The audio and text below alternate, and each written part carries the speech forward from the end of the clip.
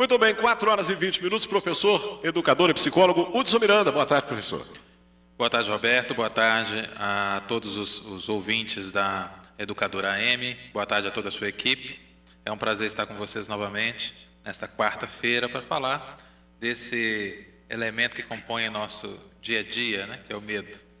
E todo mundo tem medo de alguma coisa. A bem da verdade, é um tema muito interessante. A cada semana a gente traz um tema importante e, ao mesmo tempo, interessante. Nós já discutimos aqui temas polêmicos, diga-se de passagem. Sim. E esse tema também não deixa de ser polêmico, porque eu acho que a grande parte da população mundial vive sob o signo do medo. Seja o medo da violência, seja o medo da conta que vai vencer, da preocupação em não deixar o nome sujar, do time perder e assim sucessivamente. Essa colocação que eu fiz, ela faz sentido? A gente pode realmente estar vivendo nos dias atuais sob o signo do medo, professor?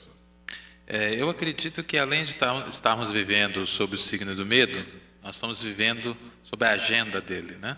Nós temos uma agenda do medo, né?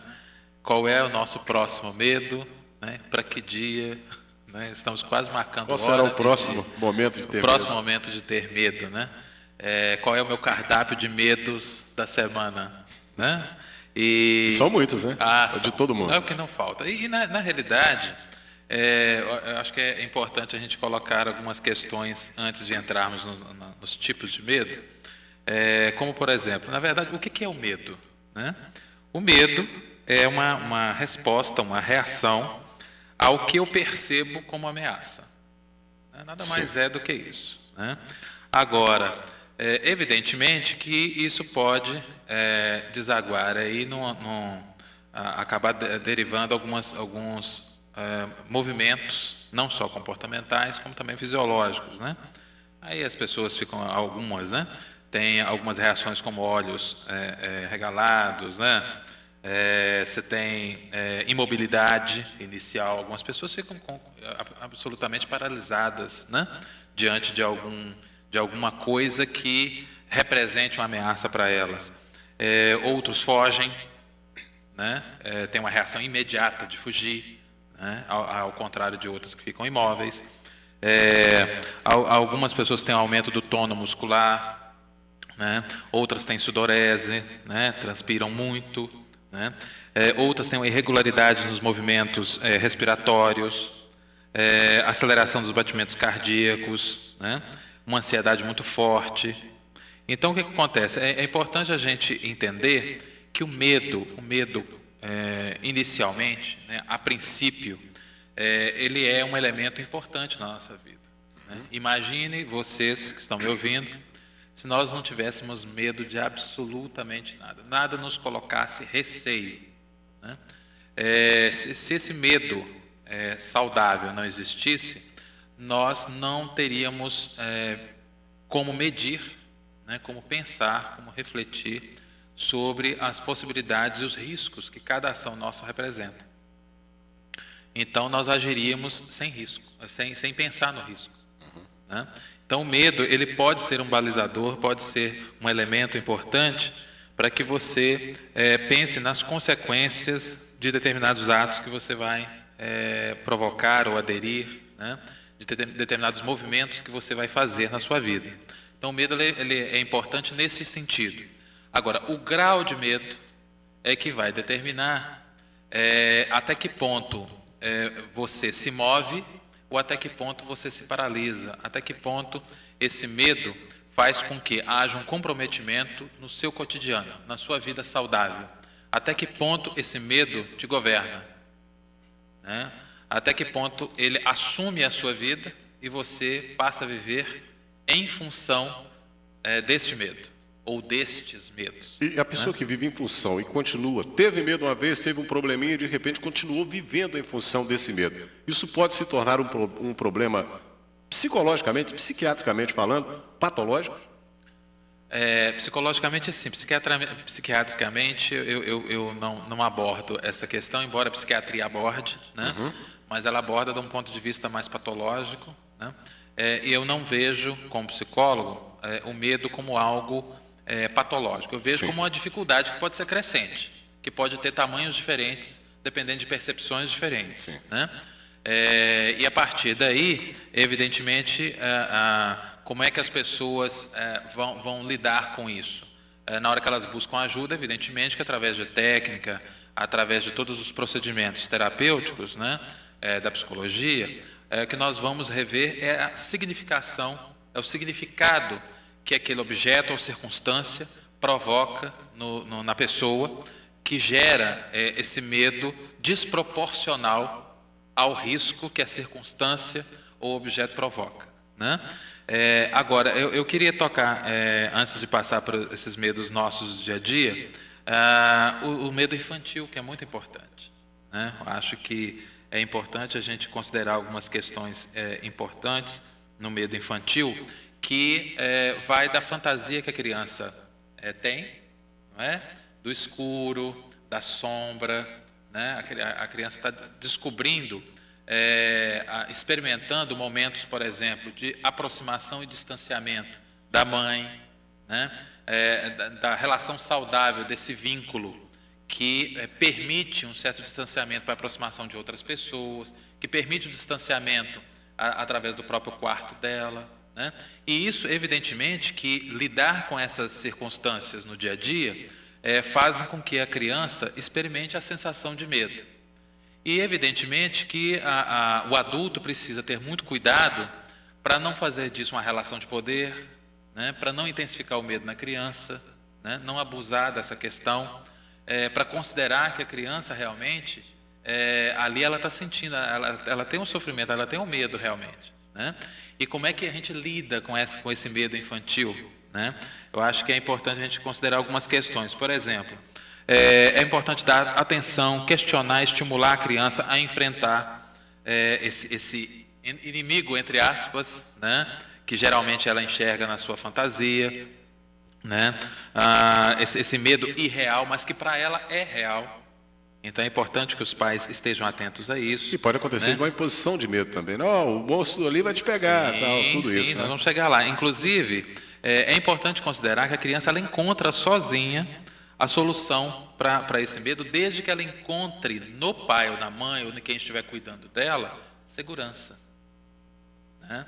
Quer dizer, essa desconstrução do medo, através de alguns movimentos, né, nossos de apoio a essa criança, evidentemente, nem subestimando, nem superestimando o que está acontecendo, quer dizer, nem exagerando o que está acontecendo, vai fazer com que ela vai se apegando à realidade de uma maneira que ela vai entendendo que aquele medo com a qual ela está lidando naquele momento vai se desfazendo aos poucos. Essa fantasia vai mudando, né? E aí tem algumas dicas. Por exemplo, você não deve gastar tempo demais, por exemplo, falando sobre o assunto, que gera mais medo ainda, não é? Quer dizer, é claro que você não vai ser indiferente, mas você não vai dar ênfase demais àquele assunto para a criança. Outra coisa, por exemplo, fale a verdade, né, sobre os medos reais, ou amigos que essa criança tenha, né, os famosos amigos invisíveis, né, e que muitas vezes se apresentam como inimigos, né, se apresentam como aquele que vai agredi-la de alguma maneira na hora que ela está distanciando do pai ou da mãe, na hora que ela vai dormir, né? É muito comum isso acontecer. E à medida que você vai falando sobre isso, vai discutindo com ela, você vai construindo outras noções de perigo, né? Ela tem, por exemplo, você, por exemplo, é claro que você não vai desconsiderar que existe um perigo na escada. Sim. É um perigo iminente, né? É claro. Então, mas é claro que também você não vai desconsiderar que existe um perigo na aproximação da criança com estranhos, não autorizados pelo pai ou pela mãe. Muito perigoso, né? Não é verdade? Mas o que acontece é a forma como você faz isso. Você não amedronta a criança. Você vai insistentemente, pacientemente, né, sistematicamente, vai mostrando a criança, apresentando ela ao mundo, de modo que ela aprenda a lidar com esse mundo, reconhecendo os perigos que ele tem de acordo com a idade que ela vai adquirindo. Tá, né? Certo. Professor, vamos segurar o raciocínio, nós vamos voltar ainda sobre o medo de criança. Eu estou em cima do meu bloco ali de 30, nós vamos faturar. Vamos continuar nesse assunto. Eu tenho uma pergunta também aqui de uma ouvinte que foi enviada sobre medo. Né? Ok. E eu gostaria até de voltar nesse assunto das crianças aí, para sabermos até como tirar esse medo. No retorno, a gente continua falando sobre as crianças. Então vamos para o intervalo, a gente volta em instantes. Eu continuo aqui com o professor, educador, psicólogo Hudson Miranda no nosso programa. Lembrando que todas as quartas o professor Hudson marcando presença conosco e sempre com temas muito interessantes. Você pode interagir conosco, mandando sua pergunta via e-mail, tá bom? Você pode enviar para a gente até durante a semana, o robertomnogueira@hotmail.com. robertomnogueira@hotmail.com. Você pode mandar a sua pergunta, como a gente está pegando agora, e pode também fazer por telefone 3842-1400, passar a sua pergunta e nós automaticamente repassaremos aqui para o professor Hudson. Depois do intervalo, a gente continua. Qual é o seu medo, hein? Educadora, o ouvinte em primeiro lugar. Roberto Nogueira.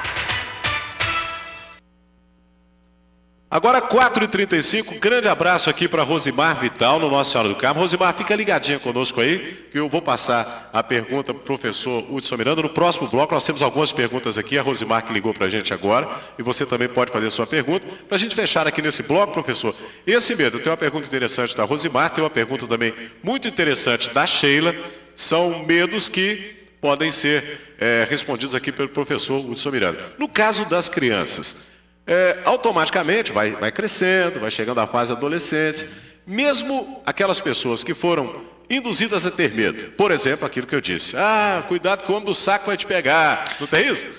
Inclusive, antes de chegar na adolescência, é importante a gente considerar algumas coisas que são importantes, Roberto, como, por exemplo, a brincadeira.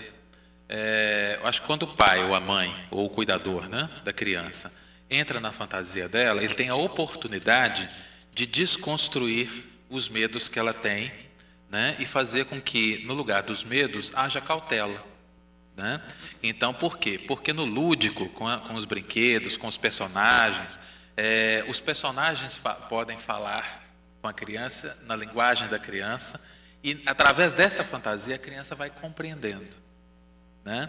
Então, acho que é importante para os pais, né, ou para quem lida com as crianças, e sente exatamente esse sofrimento que a criança tem com os seus medos, de utilizar justamente bonecos, brinquedos, porque o lúdico, você acessa a criança com muito mais tranquilidade, com muito mais transparência e com muito mais efetividade quando você usa o lúdico. Né?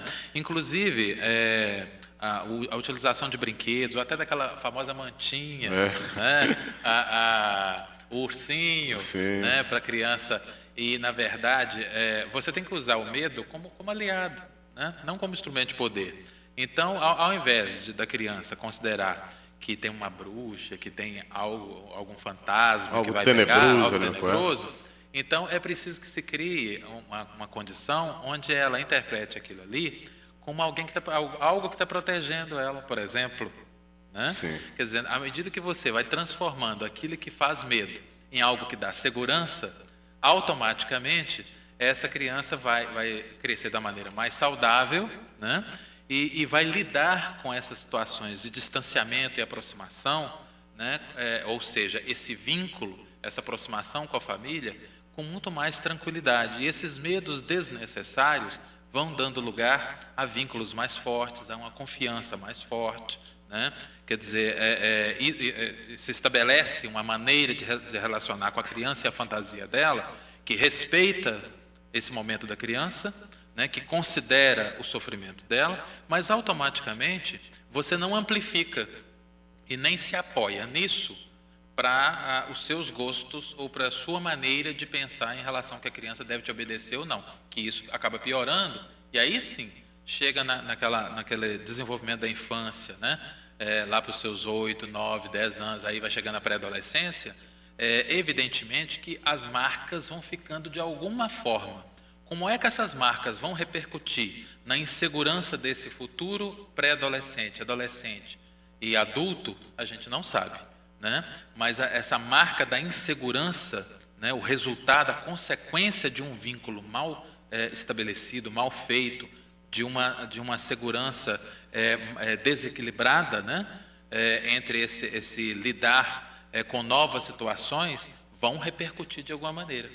Então, e aí quando você vai percebendo, são as marcas lá da infância, lá atrás, que esse vínculo foi mal cuidado, né? E esse distanciamento mal trabalhado, não por maldade do pai ou da mãe, mas por ele perceber às vezes, às vezes tem aquela distorção de pensamento, né? A criança precisa perder o medo na marra, digamos assim, né? Foi assim que eu aprendi, foi assim que meu pai me ensinou, isso passa, né? Mas só que o resultado disso pode ser desastroso, justamente pela marca, pela dor que deixa. Né? Isso aí, qualquer parte da vida, aquilo que foi plantado durante a infância, consequentemente, uma hora pode desabrochar. Exatamente, de alguma maneira. Né? Isso vai deixar uma insegurança, uma dificuldade que a gente não sabe onde é que ela vai repercutir. Cada pessoa vai ter uma repercussão de maneira diferente. No caso do caminho, a gente fala da criança, no caso, tem o medo e tal. Qual seria, para o pai, por exemplo, esse medo? Seria tratá-lo ali como uma coisa passageira de verdade? Ou o próprio pai, a própria mãe, pode ir ali encaminhando a criança para que aquilo ali não existe? O que pode ser passado nesse sentido? Ele usa a fantasia, ele entra na fantasia. Porque quando você entra na fantasia, se a criança está falando que tem um fantasma, evidentemente que você vai... Para desconstruir a ideia do medo, você vai ter que entrar e acreditar nela. Não é verdade? Sim. Então, você entrando, ela confia em você, ela fala como é que ela está sentindo, como é que ela aparece. E aí você vai cria um vínculo de confiança. Cria um vínculo. E aí você vai ter a oportunidade de criar outros personagens que a dê segurança, que ajude a enfrentar aquele suposto fantasma, né? A desconsiderar aquele fantasma que foi embora porque tem alguém protegendo ela. Aquele ursinho pode ser um amuleto provisório. A mantinha. Né? A mantinha mágica, não é? Sim, que dá ela maior segurança, que afasta o fantasma, porque o fantasma tem medo da mantinha, por exemplo. Não é? Então, assim, são coisas simples, né? Mas que você vai observando. Evidentemente que você também vai observando, à medida que a criança vai crescendo e você vai cuidando desse vínculo, se esses medos vão desaparecendo naturalmente com o desenvolvimento da criança, ou se aquilo vai se agravando por algum motivo que merece investigação. Né? Mas é importante justamente não dar contornos exagerados a nenhum desses medos. Né? É tratar com uma certa naturalidade, não abusando da criança, não ignorando uma realidade que para ela é importante, né? E nem você se colocar de uma maneira onde você, ao invés de ajudar, atrapalhe, amplificando mais esse medo por acreditar que usando esse medo do bicho-papão, se você não fizer isso, se você não comer, o bicho-papão vai te pegar à noite. Você vai para o escuro agora mesmo. Isso não é bom. Não é assim que funciona. Péssimo, né? É péssimo, né? Porque, de qualquer maneira, ela vai para o escuro, ela vai dormir, ela vai para o quarto dela, e aí? E vai ficar com medo, Exatamente, vai levar o medo junto com ela. Né? Exatamente, vai levar o medo junto com ela, mesmo que ela tenha obedecido de certa forma. Não se obedece pelo medo, se obedece por alguma forma de conscientização. Ok, maravilha, a explicação sensacional. 4h41 agora. Professor Hudson Miranda, deixa eu mandar um grande abraço para o Vitor, o pessoal está chegando aí. E um abraço para o Henrique também, né, que está de folga hoje. Fora hoje, ontem e anteontem. Bom, deixa eu mandar um abraço para a Rosimar Vital, lá no Nossa Senhora do Carmo. A pergunta dela é a seguinte, professor. Vamos entrar já nas perguntas aqui? Nós temos 3 perguntas.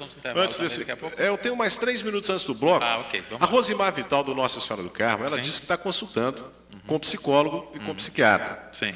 Por ela ter tentado tirar a vida por 2 oportunidades, e hoje ela está se sentindo bem. Sim. Ela trocou os remédios, se sente bem, ela tem muito medo de escuro, e hoje ela está se sentindo bem.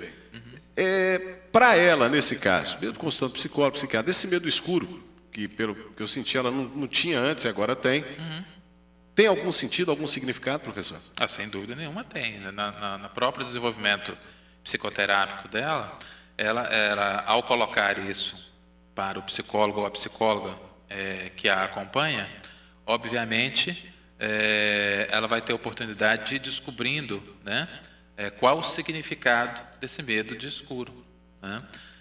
Porque para cada pessoa você pode ter N pessoas, várias pessoas com o mesmo medo em termos de consequência, né? Mas derivados de marcas completamente diferentes, com significados completamente diferentes. Então não dá para dizer qual é o significado deste medo que ela tem. Só ela vai poder descobrir isso junto com o apoio, com a ajuda psicoterápica, né? Na medida em que ela for falando sobre as circunstâncias que envolvem esse medo, obviamente vão surgir condições para que ela descubra e ressignifique, né, essa visão ou os elementos que compõem este medo de maneira a extingui-lo. Tá certo. Rosimar, obrigado pela participação, que Deus te abençoe aí e que você não tenha medo do escuro, viu, Rosimar? Olha, 4h43, a dona Ana, que mora no bairro Surinã, está dizendo que tem medo de chuva. Eu tenho medo de relâmpago, sinceramente. Quando começa a relampejar, fica olhando assim onde que é o cantinho mais curto para esconder debaixo da cama, eu medo de relâmpago. Porque a dona Ana está dizendo, eu tenho muito medo de chuva. Sim. Esse muito medo de chuva, quando a gente coloca a palavra muito na frente de alguma coisa, é porque é exageradamente, né? Tem pessoas que têm o muito medo, na realidade, o medo que requer cuidado, é aquele que impede você de se mover, é aquele que te paralisa, né? Ou seja, ter medo de uma tempestade não é algo que se deva gerar preocupação, desde que você consiga, apesar do medo, conviver com essa possibilidade. Agora, quando esse medo te paralisa completamente, ou seja, você ainda acaba tendo aceleração nos seus batimentos cardíacos, ou sudorese, ou você fica com uma espécie de perturbação, né? Com os movimentos, com o relâmpago, com o trovejar, quer dizer, até que ponto aquilo ali te paralisa, até que ponto aquilo te desespera, né? Até que ponto aquilo impede que você faça qualquer outra coisa e te coloca num estado de pânico. Sim. Né? Então, é preciso estar atento a esses movimentos. Porque o medo em si, ele não é, como eu disse, algo que mereça tanta preocupação, desde que você consiga enfrentá-lo de alguma maneira, conviver com ele de alguma maneira. Né? Então depende muito do grau que você tem de medo. Até que ponto ele permite que você consiga realizar suas atividades. Ele só é preocupante quando as suas atividades diárias, né, são paralisadas por ele.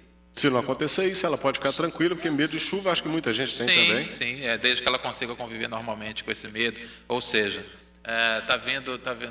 percebe que está vindo uma tempestade, o que ela vai fazer? Ela vai tomar os cuidados, as precauções que ela considera, vai ter medo, vai torcer para que passe rápido, coisas desse tipo, mas ela continua convivendo e ela não tem nenhuma alteração drástica, né, fisiológica, digamos assim, né, nem comportamental. Agora, se ela tem alterações drásticas, comportamentais e fisiológicas, né, então, obviamente, merece atenção. Aí tem que procurar ajuda de um profissional. De um profissional, exatamente. No caso, um psicólogo, principalmente. Principalmente. Professor, nós vamos para o rápido intervalo. Tem uma pergunta muito interessante aqui. Tá? Eu quero mandar um abraço mais uma vez aí para a dona Ana. Obrigado, viu, dona Ana, aí no Surinã, pela pergunta. Na semana que vem vai chover pergunta, que o assunto semana que vem vai pegar fogo, viu, senhor? Pois é. Depois nós vamos falar qual o assunto será semana que vem. Mas tem uma pergunta muito interessante, a pessoa que mandou o e-mail falou que não queria que revelasse o nome, então, em respeito, a gente vai fazer a pergunta, claro, ela está ouvindo, e, consequentemente, vamos mantê-la no anonimato. São 4h47, eu volto em instantes. Educadora AM 1010. Estamos apresentando A Tarde é Nossa. 4h50. Estamos de volta aqui com o professor Hudson Miranda. Vários tipos de medo existem. Tem gente que tem medo para tudo. Professor, pode ficar à vontade, que eu quero saber esses tipos de medos que mais acontecem entre a população. Pois nós temos aí uma lista interminável de medos, né? E como eu disse, o critério é exatamente a intensidade, né? E como isso paralisa a vida da gente. Bem, surgiu, por exemplo, recentemente uma boataria na zona sul de São Paulo, sobre que um carro preto, alguém num carro preto, estaria sequestrando crianças, né? O que parece uma certa brincadeira de mau gosto, está gerando um pânico na zona sul, né? Porque as pessoas não podem ver um carro preto à noite mais, né? Porque elas têm medo, pânico mesmo, né? por causa do sequestro de crianças. Então, existe também algumas boatarias na internet, né, sobre determinados comportamentos sociais e o que isso pode representar em termos de roubo, formas de roubo, golpes, etc., né? Então, a gente tem que tomar muito cuidado sobre como é que essas coisas nos sensibilizam, de maneira que nós fiquemos alertas para as possibilidades, evidentemente, mas que isso não nos governe, né? Que nós não sejamos comandados pelo medo. E aí vem os outros medos aí intermináveis, né? Medo de ir ao banco com essas questões agora de roubo, né? As saídas do banco, a retirada de dinheiro. Tem pessoas que estão ficando com pânico, à medida que vai aproximando o dia, o momento de ir ao caixa, de ir ao banco, né? Por exemplo, medo de avaliação. Tem pessoas que têm medo de teste psicotécnico, de fazer provas, né? Eu já tive aluno, por exemplo, que na hora que eu ia aplicar uma prova, tive uma aluna desse jeito, que eu tive que reestruturar o processo de avaliação com ela até que ela conseguisse ser submetida a uma avaliação convencional como os outros alunos, porque ela ficava trêmula, né? Ficava com a boca seca, transpirava muito, né? Então ela ficava sem a menor condição de raciocínio, né? E ficava numa condição perigosa, tinha dificuldade de respirar no momento da prova. E era uma aluna muito boa, que cumpria todos os ritos normais de um estudante, um bom estudante, né? Tinha um nível de aprendizagem muito bom, mas ela tinha esse bloqueio quando chegava o processo de avaliação. Alguma marca, em algum momento, que ela também não soube revelar no momento, mas não me interessava qual é o momento da marca. Me interessava que havia essa marca, havia essa dificuldade. Então, nós fomos trabalhando essa dificuldade até que esse medo foi retirado, né? Também tem o medo de ir ao médico, né? Tem pessoas que têm pânico de ir ao médico, com medo de descobrir alguma coisa. Quer dizer, elas já ficam antecipando, né? Elas ficam tão ansiosas. O que é a ansiedade? A ansiedade é uma expectativa antecipada, né? Para o bem e para o mal. Ela fica oscilando entre as possibilidades se vão se realizar positivamente ou negativamente, né? E a ansiedade é um componente do medo, né? E aí as pessoas ficam com medo de ir ao dentista, ir ao médico, né? Medo de avião. Aí você tem medos de vários tipos. Você tem o medo pelo local fechado, que o avião é um lugar fechado. Então, na hora que fecha a porta do avião, tem pessoas que são claustrofóbicas, né? Então tem muito medo. E também o medo de altura. Tem algumas que fecham a janelinha do avião para não ver, né, o quanto elas estão altas. Medo do aparelho cair, quer dizer, como é que um aparelho daquele tamanho se mantém sustentado do ar, né? Medo da decolagem, medo da aterrissagem, mesmo sabendo que é um aparelho seguro, né? Medo de altura, medo de falar em público. Quantas pessoas têm medo de falar em público, né? Você tem o medo de dirigir também, medo intenso de dirigir, medo de nadar. Tem pessoas, por exemplo, tem o medo parcial, que tem pessoas, por exemplo, que nadam em piscina, mas não nadam em água corrente, né? E tem o medo total, tem pessoas que não põem o pé na água, né? Tem também o medo de determinados insetos e bichos, borboleta, aves, aranhas, cobras, né? Tem gente que tem medo de cachorro, gato, né?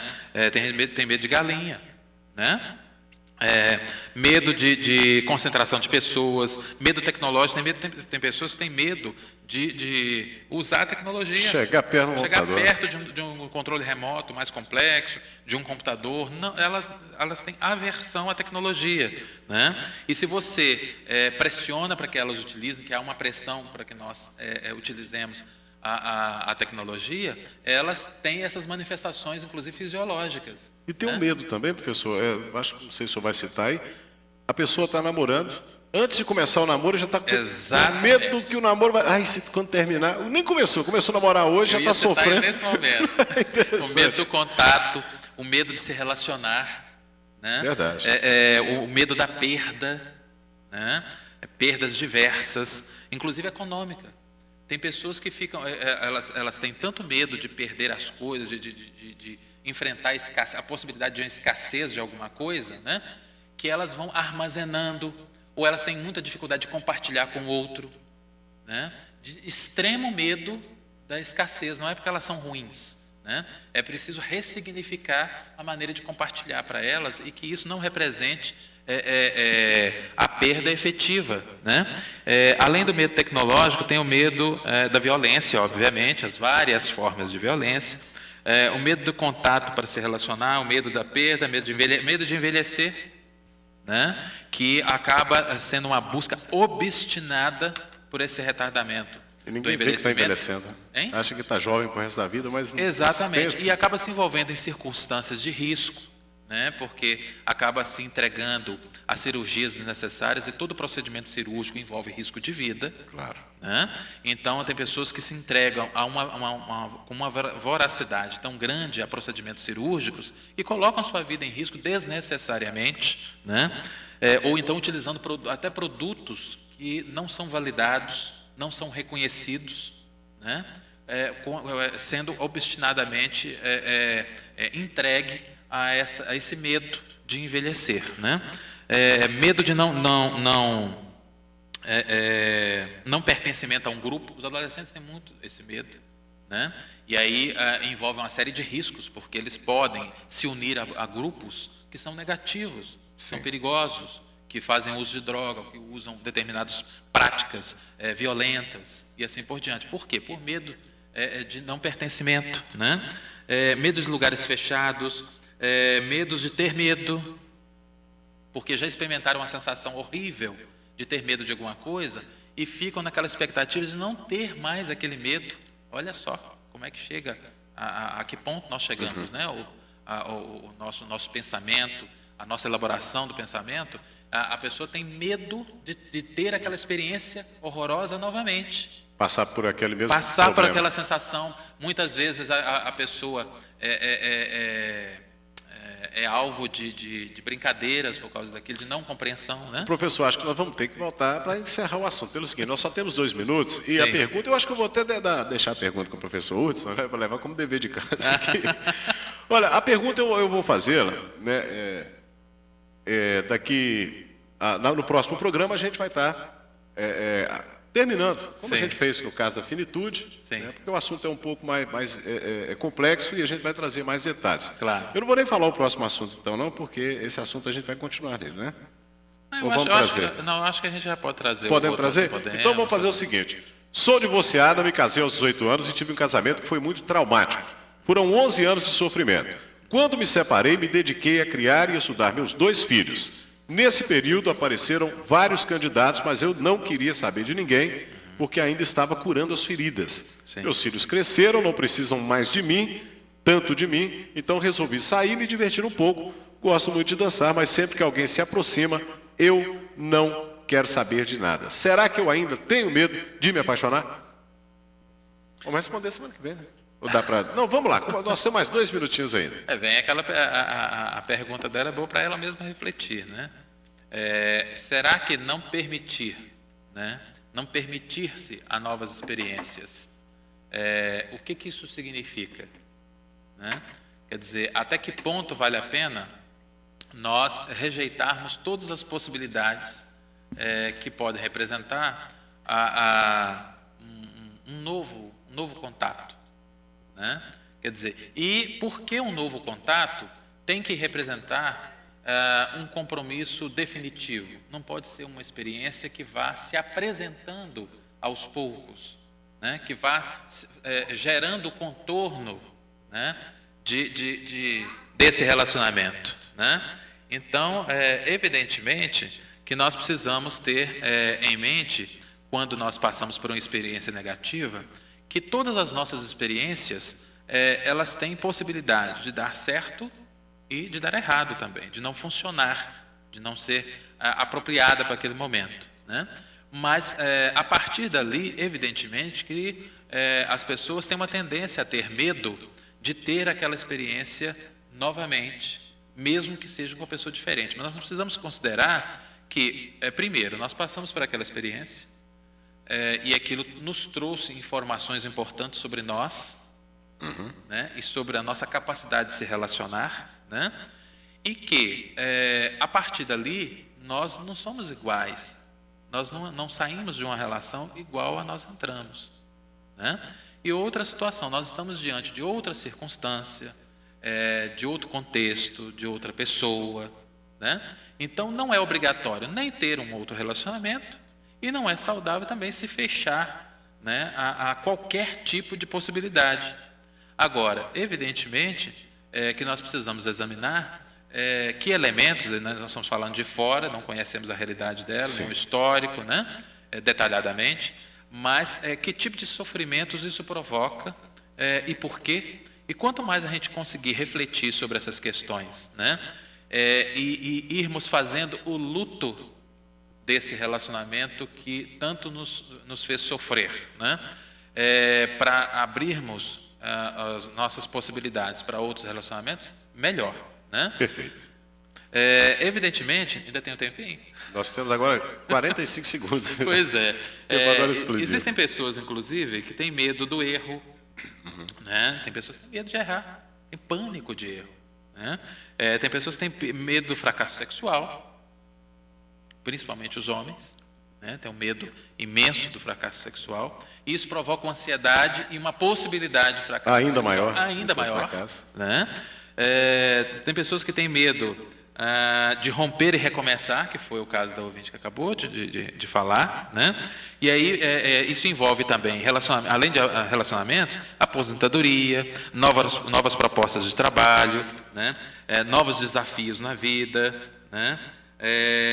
Por parte de parentes, quando há uma ruptura ou morte, também as pessoas se colocam culpadas, né? Como é que eu posso ser feliz com fulano morto? Né? Quer dizer, acabam vivendo um luto complexo, né? E que faz com que eu me prive de toda possibilidade em memória de alguma coisa mal estabelecida, mal resolvida em relação à minha percepção no meu relacionamento com aquele que se foi. Tá certo. Professor, muito obrigado pela participação, né? Um excelente bate-papo aqui falando sobre os medos, e a gente espera que o ouvinte tenha gostado. Na próxima semana nós vamos falar sobre ciúmes. Sim, ainda tem mais algumas coisinhas de medo? Nós podemos... Na semana que vem a gente dá uma introdução rápida para fechar. E já entramos no assunto porque nós ciúmes. sabemos das várias possibilidades em relação ao medo. Caso os ouvintes queiram participar, queiram mandar seus e-mails, queiram relatar, não tem problema nenhum. Sim, vamos ter muita Estaremos aqui à pergunta, disposição. como hoje, né, falando Pode de ter ciúme. suas perguntas. E logo em seguida, já a partir do segundo bloco da semana que vem, nós já vamos discutir esse assunto que é importante, que é ciúme. E que muita gente pensa, né, vai se surpreender, que a questão do ciúme, quando as pessoas falam sobre ciúme, as pessoas ficam muito ligadas no ciúme conjugal. Né? E não é só por aí. E não né? é só por aí. Muito bem, estamos chegando ao final do programa Tarde é Nossa dessa quarta. Obrigado a você pelo carinho da audiência. Obrigado a Deus por mais um dia de trabalho.